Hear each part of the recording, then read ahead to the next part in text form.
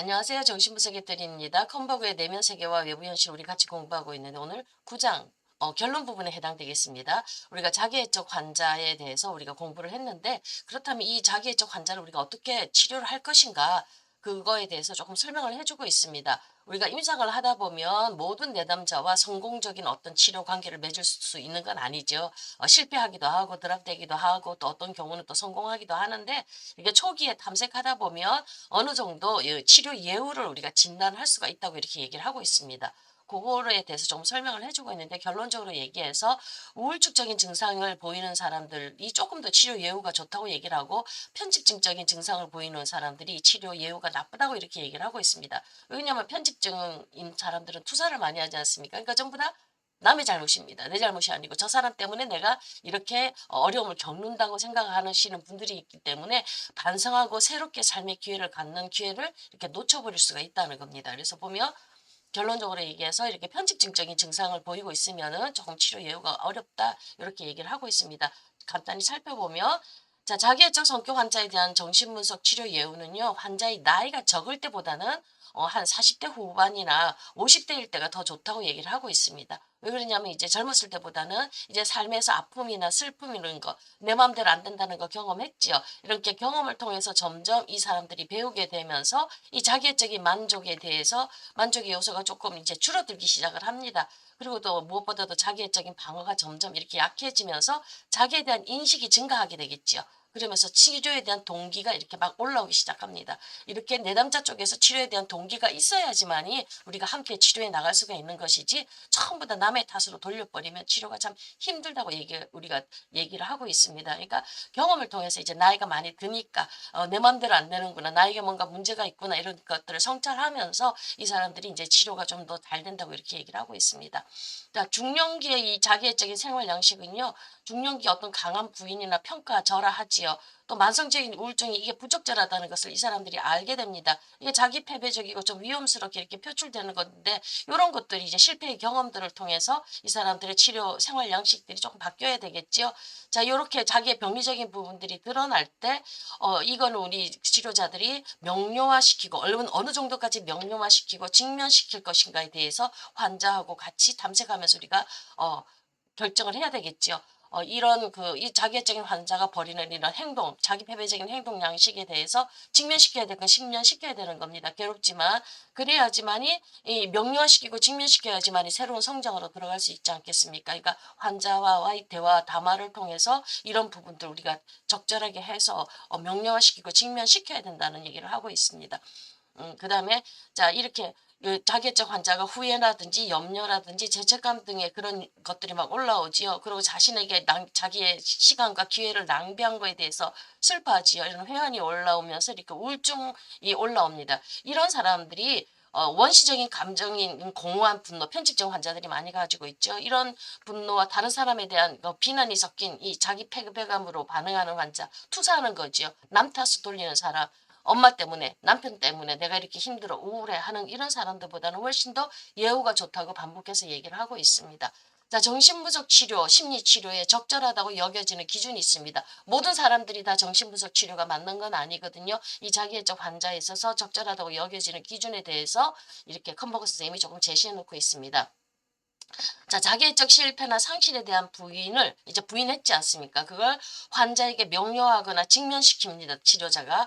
직면시킬 때 이걸 받아들일 수 있어야 되겠지요. 자, 이때 이제 받아들일 수 있어야 되고, 그리고 또 전이에서 편집증적인 반응보다는 우울 반응이 임상적으로 더 많이 올라올 때, 내 탓이야, 내 잘못이야, 이런 거, 슬픔, 그런 상실에 대한 슬픔들이, 후회 같은 것들이 올라올 때 이 사람들이 훨씬 더 치료가 잘 되고 새로운 모습으로 변화가 되기 쉽다고 얘기를 하고 있습니다. 또 이 사람들 자신이 가지고 있지 못한 것을 평가절하했지요. 그래서 시기심 때문에 그랬지요. 평가절하하고 시기하는 것이 어떻게 그 사람의 삶을 이렇게 황폐하게 만들었는지 여기를 이해를 할 수 있는 능력, 자기 통찰의 능력이 조금 있어야 됩니다.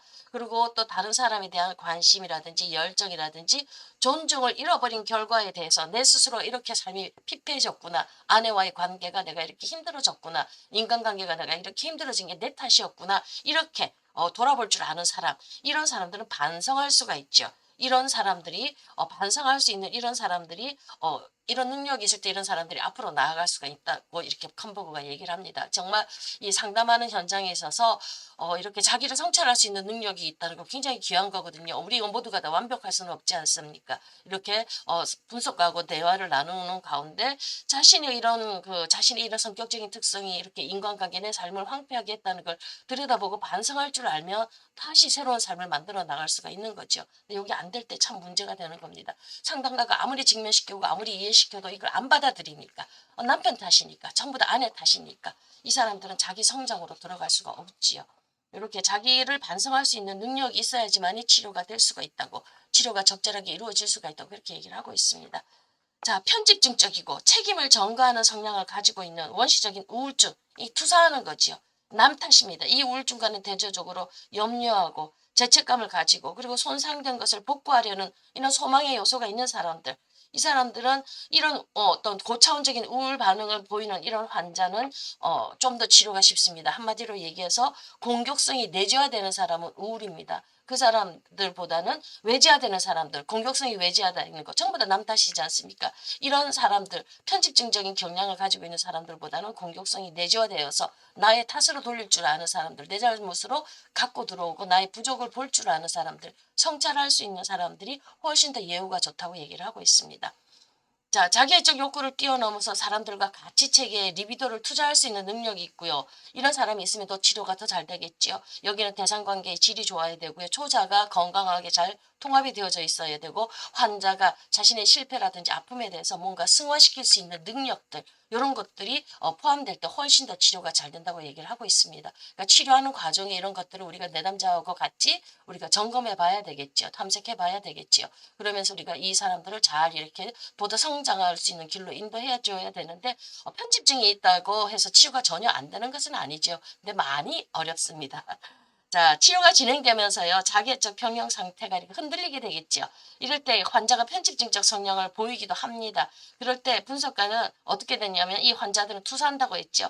분석가에게 박해하는 원시적인 어머니상을 거의 망상에 가까울 정도로 막 투사를 합니다.